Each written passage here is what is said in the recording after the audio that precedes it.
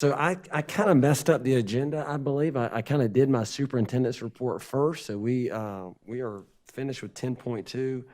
And I'd like for Natalie Osborne Smith, Dr. Smith, to step up, please, and talk a little bit about second semester. Now, to be clear, she's talking about second semester beginning January 19th.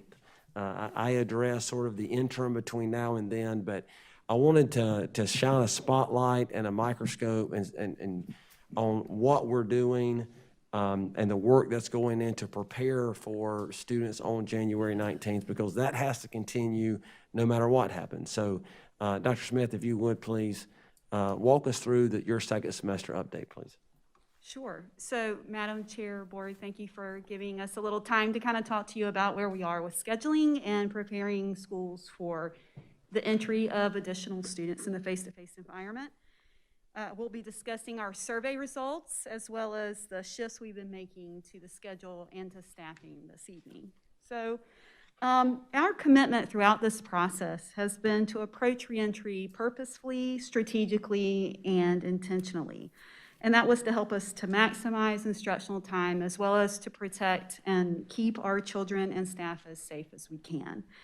So the dual nature of that goal, though, has been requiring us as a school team and as a district team to continually to ask questions, to challenge assumptions we have about processes like scheduling, and to problem solve multiple solutions. So in particular tonight, I'm going to walk you through what a typical scheduling scenario is and then kind of loop you back into what 2021 looks and feels like.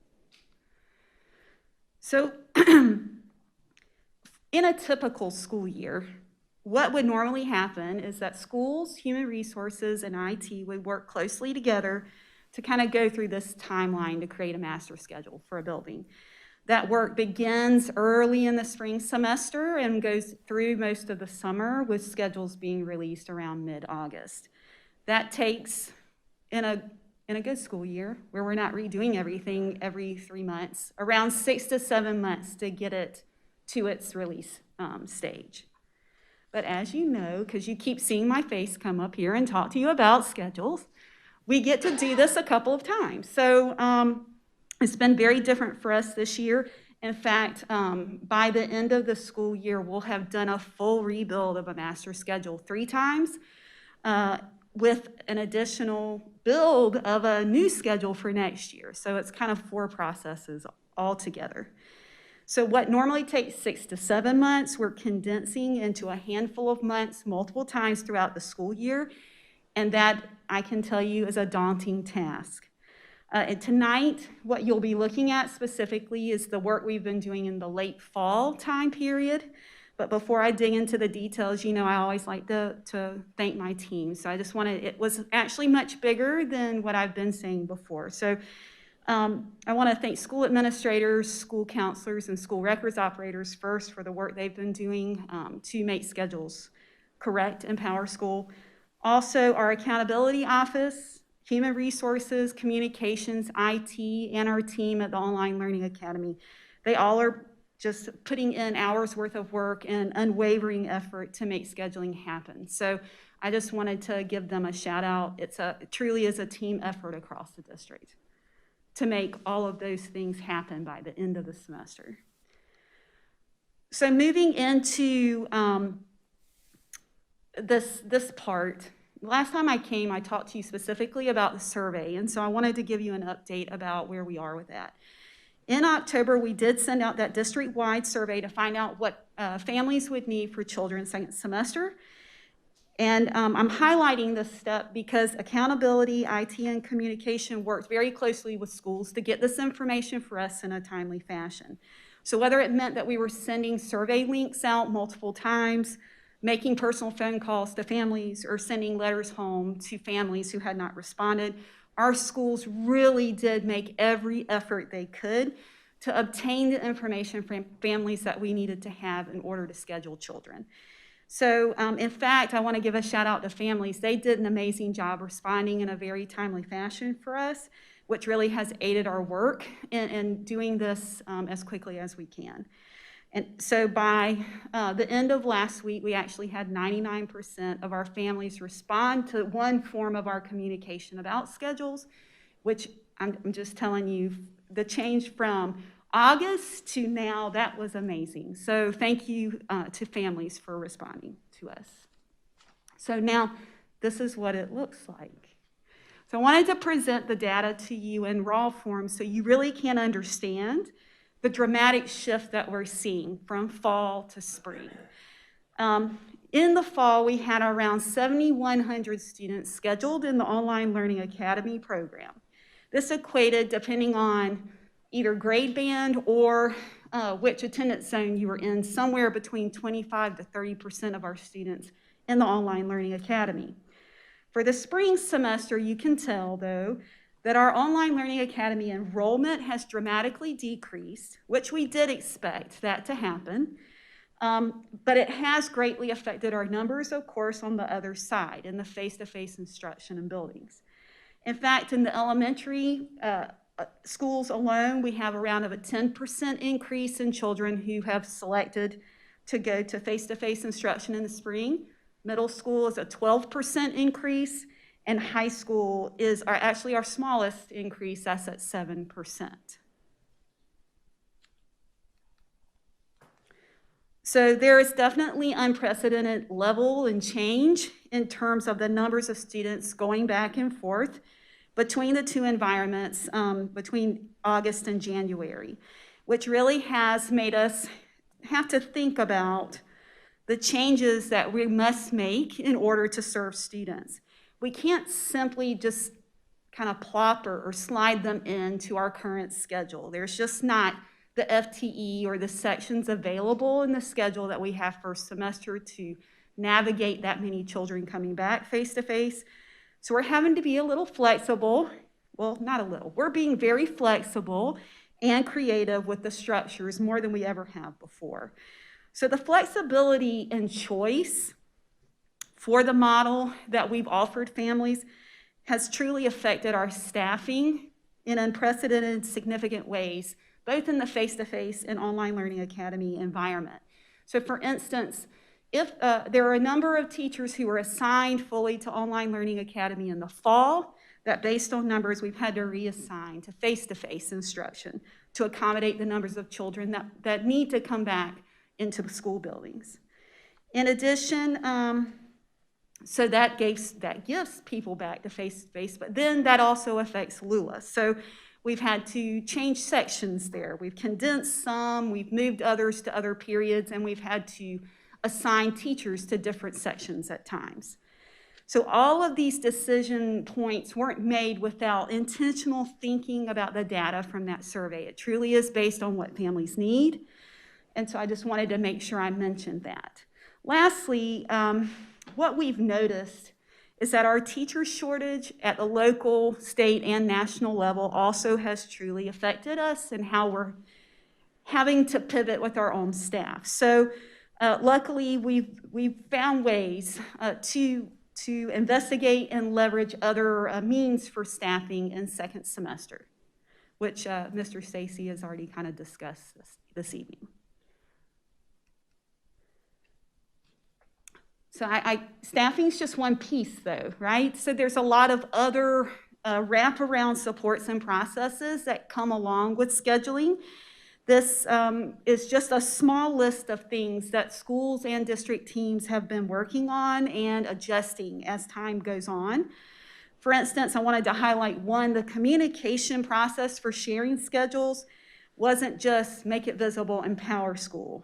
Our IT department under Thesa Briggs has spent hours researching and re-engineering PowerSchool so that we can ensure semester schedules are communicated appropriately to parents. So I wanted to give a shout out to them. That has been amazing, the work they've been doing to help us make that happen. Schools also are rethinking their processes in the building. The way they do drills, the way that they're serving lunch, the way that they're doing SEL check-ins in the morning, even the instructional model with the workshop model. All of that is having to be rethought. So I just wanted to mention to the board and the community, anytime that we shift large numbers of students, one way or another, whether it goes to Online Learning Academy or they come back to face-to-face, we have to redesign all these processes. It's not just like scheduling is the first step, But then it's the domino effect of all the other things that must happen in order to make children and staff able to do the work of school. So what does this really mean, and how does it affect families? First, I just want to iterate one more time, I can't say it enough, that our schools are truly conducting the work of one school year 3 times this year, plus what they're going to have to plan for next year. What schools did this summer, they're having to do again. They're redesigning their master's schedule. They're also, I'm really proud of the collaboration between our Online Learning Academy, our Human Resources Department, and schools to design the sections in both the face-to-face and LOOLA environments so that our students' needs are met. This has been a very strong collaboration, and they've met often to troubleshoot. So thank you to Mr. Stacy and his team for helping us think through the FTE part. Also, we've done some meticulous work in PowerSchool.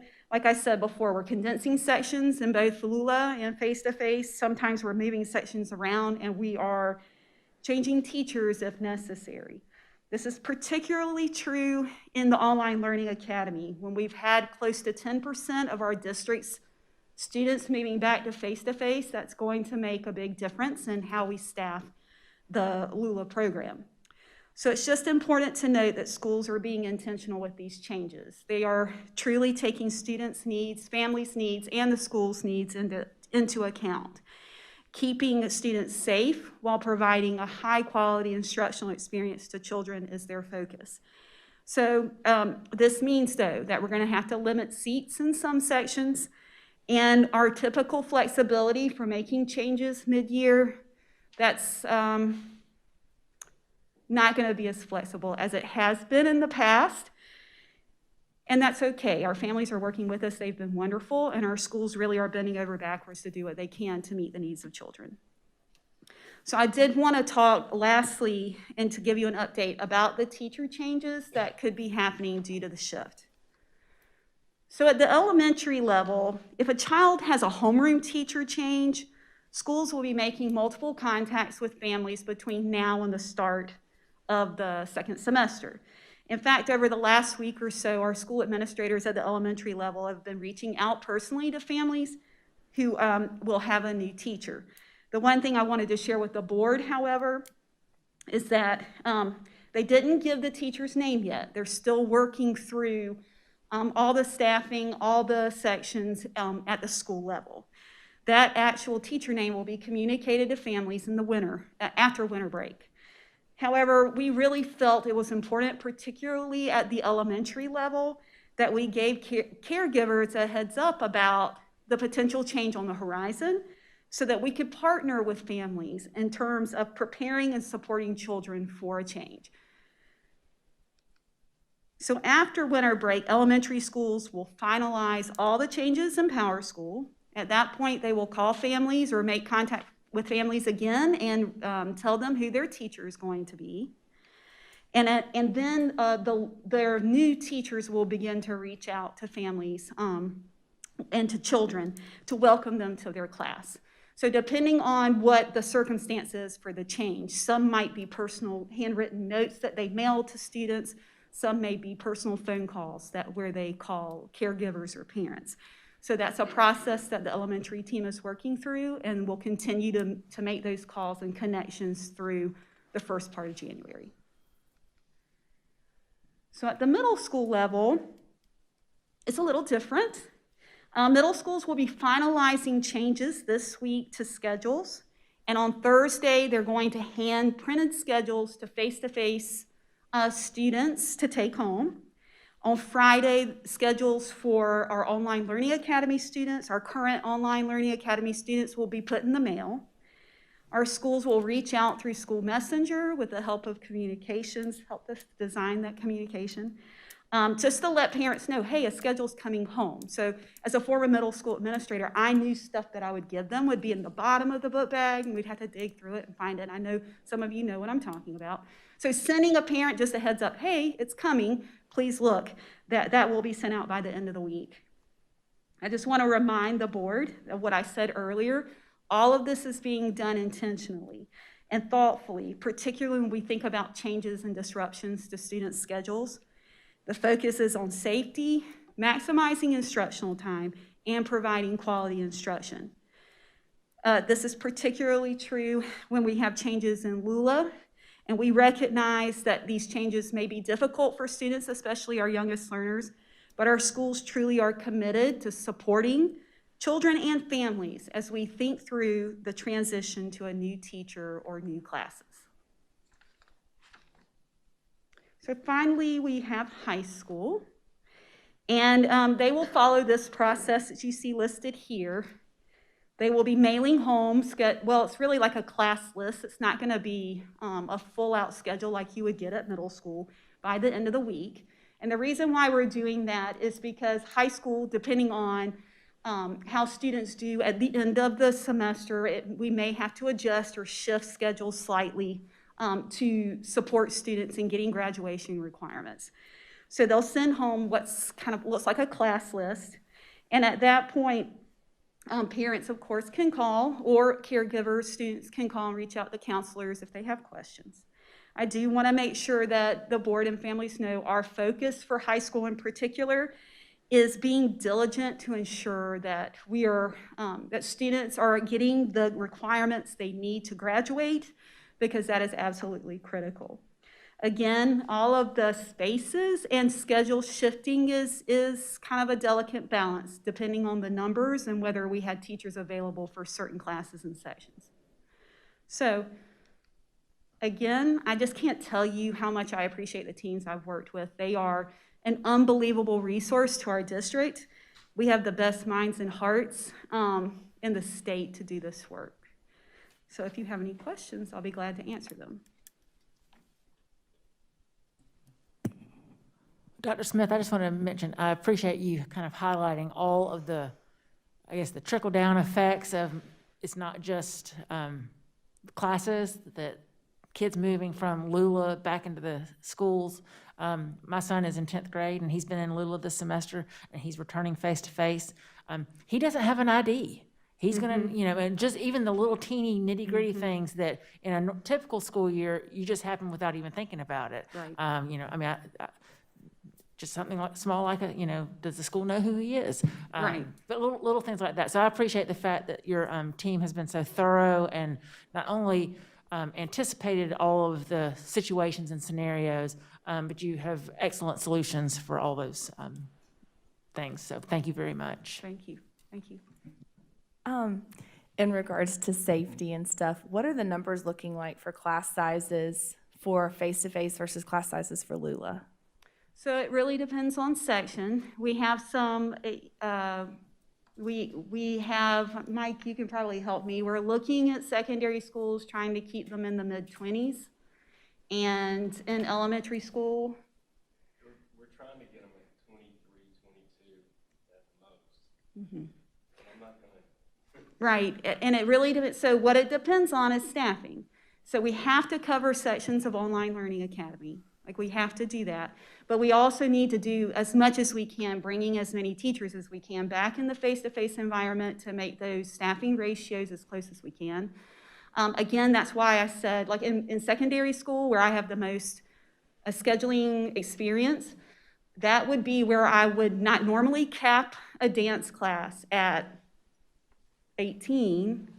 I probably would now. I'm just making a number up. But, I would be capping classes lower, which means you're not going to get the choices you've always had, potentially. So I would tell you our best bet is we're leveraging low as possible, which is the reason why we're having to manage or use other options for staffing for things like the Online Learning Academy, so we can bring more face-to-face teachers back to lower those numbers. And so that's face-to-face numbers, the mid-20s. What's the LOOLA numbers like? They're around 30, 35. Depends on the section and the level. Okay. That's a lot. It is a lot, yes. Any other questions?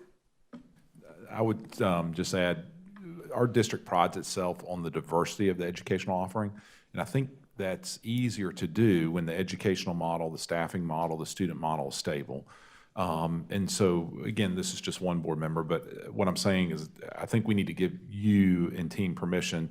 Again, we may not be able to do everything well, so we got to narrow it to the core tenets of what we must do to see kids, on schedule, learning the core learning material to allow them to move forward in their educational career. And then once the realm stabilizes, then we can start broadening and offering more diversity. So again, if we have to narrow it to make sure our kids are learning the core material, then it's what we have to do. I mean, because our teachers, to Ms. Henson's point, need to have the time and resources to do the work they need to do. But we can't ask them to do everything. So Right. so. I will tell you, though, there was intentional work to ensure that students had access to the arts, had access to electives. Those are the things, I mean, as a former art student at Lexington High School, those are the things that made me want to go to school and were the highlight of my day. So we're doing everything we can to make sure children have options. It may not be their very first choice. So, but I can tell you, schools are bending over backwards to protect teachers and staff, and students, of course, while also giving people some choice for a well-rounded education. So I'm just proud of my team. They've done an unbelievable amount of work to make it happen. Thank you very much, Dr. Osborne-Smith.